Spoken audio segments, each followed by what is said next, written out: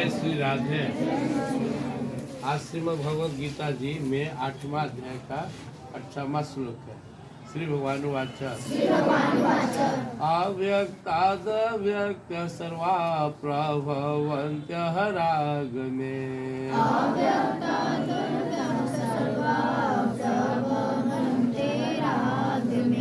रात्र्यागमे पर्यन्ते तत्रैव व्यक्त संज्ञके।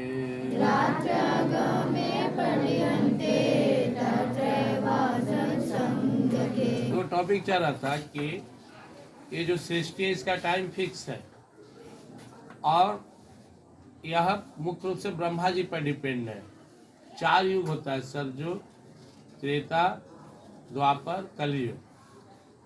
कलयुग कौन है 4,32,000, इसका 2 गुना होता है द्वापर, उसका 3 गुना, कलयुग का 3 गुना त्रेता और कलयुग का 4 गुना सतयुग।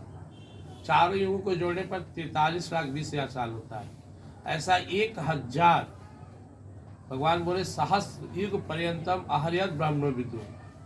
ऐसा 1,000 साल जब बीतता है तो ब्रह्मा जी का 1 दिन होता है। तो 1 दिन ब्रह्मा जी का अगर हम 43,20,000 साल में 1,000 से गुना करें तो हो जाता है 43,20 करोड़ साल।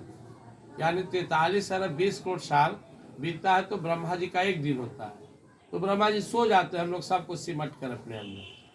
और फिर 43,20 करोड़ साल हुआ तो ब्रह्मा जी का रात पूरा हो गया, फिर से उठ गए तो हम लोग को फिर से प्रकट किए। यानी 43,20 करोड़ साल हम लोग जन्म लेते रहते अपने कर्मानुसार, बार बार जन्म, बार बार मरण होते रहते। और ऐसा जब ब्रह्मा जी का 100 साल पूरा हो गया, 43,20 करोड़ साल का 1 दिन, 43,20 करोड़ साल का 1 रात, ऐसा 100 साल तो ब्रह्मा जी परमानेंट सो गए और महापर्ल हुआ सब सृष्टि खत्म। उसका भगवान फिर से सृष्टि को रचते हैं। तो यह जो श्लोक यहाँ पे भगवान बता रहे हैं कि ब्रह्मा जी का जो अव्यक्त शरीर है उसके अंदर में अव्यक्ताद व्यक्त सर्वा प्रवंत्य राग में जब वो रात्रि में सोने गए तो सब उनमें प्रविष्ट कर गया, सारा जीव। और जब ब्रह्मा जी जागे तो फिर से सब उनके शरीर से प्रकट हो गया। रात्र्यागमे पर्यन्ते तत्रैव व्यक्त संज्ञके। जब दिन हुआ तो उनके शरीर से हम लोग बाहर आ गए, प्रकट हो गए। उनके शरीर में हम शरीर से रहित नहीं समाते हैं। अव्यक्त, अव्यक्त क्या है? हमारा आत्मा है, सूक्ष्म है। हम जितने भी जीवात्मा सब ब्रह्मा जी में समा गया।